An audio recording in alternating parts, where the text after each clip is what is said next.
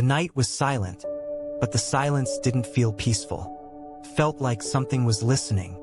In a small town where the stars barely broke through the smog, a man named Daniel sat by his window, staring at the sky that once gave him comfort. Tonight, it only gave him questions.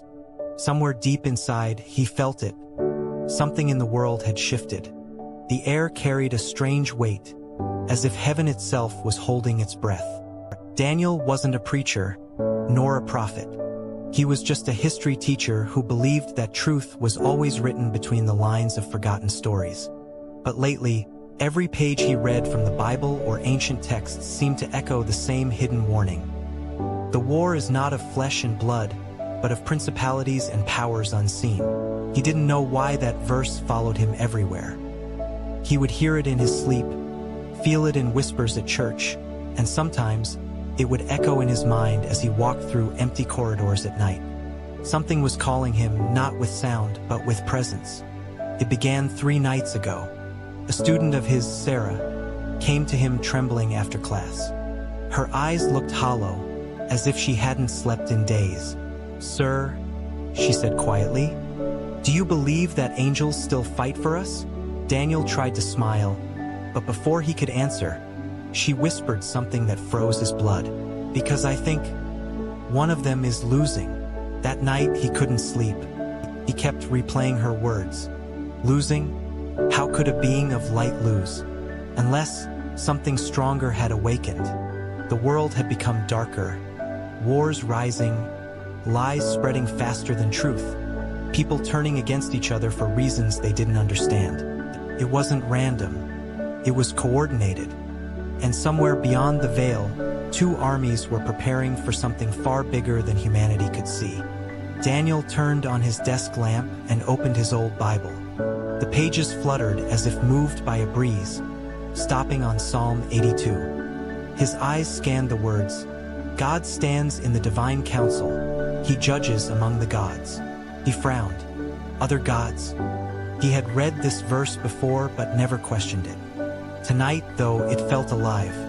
Was God warning about something hidden? Something ancient that mankind had forgotten? Outside, a cold wind pressed against the window. The streetlight flickered, and in the faint glow, Daniel saw a shadow move. His heart pounded. The shape wasn't human.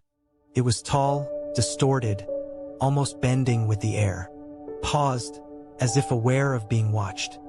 Then it vanished. The next morning, Daniel tried to tell himself it was just his mind playing tricks. But when he reached school, Sarah wasn't there. The principal said she'd gone missing overnight. The police thought it was a runaway case. But Daniel knew better. There was something spiritual happening. Something that couldn't be explained by logic or science. A hidden war had begun. As the sun set that evening, Daniel drove to the old church at the edge of town. The doors were locked, but the air smelled of burning oil and incense. Inside, a faint chanting sound echoed. He pushed open the door, and for a brief second, it felt like he stepped through time. Candles burned in a circle around an ancient book, open on the altar. He recognized it immediately. It wasn't the Bible. It was something older, something forbidden.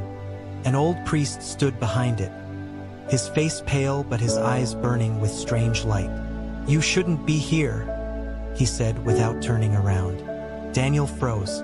"You know me?" he asked. The priest nodded slowly. "You were called the moment you began to question the text. The council has seen it. Heaven knows your name now." "What council?" Daniel whispered. "The one that meets when men sleep," the priest said. "The council where angels argue over the fate of humanity, and where fallen ones still claim authority they no longer have. The same one God stood in and judged." Daniel felt his knees weaken. "So it's real." The priest turned. His face was trembling with age and fear. "More real than the world you see. The devil's army is no longer waiting. The seals of restraint are breaking. What you saw last night wasn't a dream. It was a scout." Before Daniel could speak, the candles flickered violently. The shadows stretched like liquid smoke, crawling up the walls. The priest clutched his chest and whispered, "They're listening." A loud crash shook the room. The book on the altar slammed shut by itself, and a whisper, cold and layered, filled the church. Too late. The priest fell to his knees, clutching a crucifix. Daniel grabbed his arm, but the man's eyes were already fading. "Go to the hills," he gasped. "Find the Watcher's Stone. Only there will you see what humanity was never meant to see." The church lights went out. The doors slammed shut. Daniel's heart raced as the room filled with a heavy presence, darker than night, older than time. Something was there with him, breathing in the dark. And then, silence. He ran into the cold night, not daring to look back. As he reached his car, he glanced once at the church. For a moment, he saw them. Figures of light standing on the roof, wings stretched, facing something in the sky that looked like smoke with eyes. The hidden war had begun, and humanity had no idea. Daniel didn't sleep that night. His hands trembled as he gripped the steering wheel, driving with no destination. The priest's words kept replaying in his head. "Find the Watcher's Stone."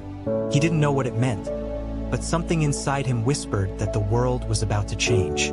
The streets were empty, yet the silence carried weight, like invisible eyes watching every move. He tried to convince himself that it was all in his head, but deep down he knew the line between the natural and the spiritual had been crossed. By dawn, he found himself at the edge of town where the hills began. The air there felt strange, heavy, almost electric. As he stepped out of the car, he noticed carvings on the rocks, symbols that seemed ancient. He took a photo on his phone, intending to look them up later, but the screen glitched, showing static and a faint reflection of something behind him. Tall, faintly glowing, then gone. His heart raced. Was it an angel or one of the fallen? Meanwhile, miles away, Sarah woke up in an abandoned building, surrounded by whispers she couldn't see.